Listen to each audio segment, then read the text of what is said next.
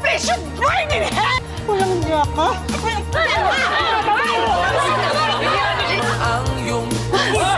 Inatasahan ni Pangulo Aquino ang Philippine Coast Guard na tutukan ang paghahanap sa mga nawawalang pasahero ng tumaob na MV Kim Nirvana sa Ormoc.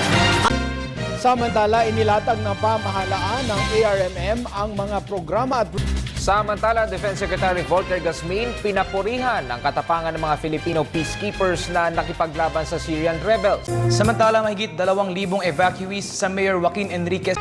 Malacanang maintains that the draft Bangsamoro Basic Law. Samantala, pag-aaralan munang mabuti ni incoming DSWD Secretary Judy Taguiwalo. Samantala, tinanong ang mga presidentiables patungkol sa kanilang plano.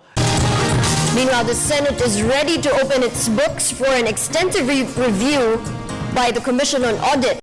Meanwhile, rehabilitation of the Tacloban City Airport is in full swing. Completion is expected.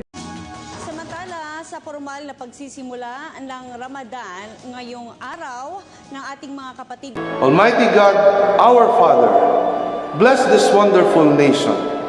Protect us from physical and spiritual war, from fear and confusion, from separation and division.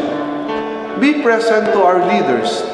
Give them wisdom and courage, affection and compassion, as they ponder decisions affecting peace of its people.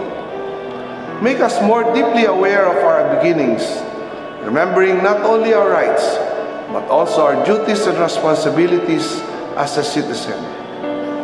Make this nation the pearl of the Orient Seas, to be a great place again. May all its people know clearly your will, that they may fulfill the call for us in the salvation of this land and the restoring of all things.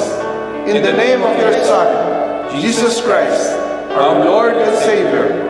Amen. Kung nasa ng balita, ikaw at ang Liga ng Katotohanan, magkasama sa pagbabalitang walang kinikilingan. Walang pinoprotektahan, walang kasinungalingan, serbisyong totoo po lamang. Ako po si Vicky Morales. Ako naman, Arnold Clavio. Susunod ang Reporter's Notebook. Tampok ang issue ng Black Coral Smuggling. Hanggang bukas, sama-sama tayong magiging saksi.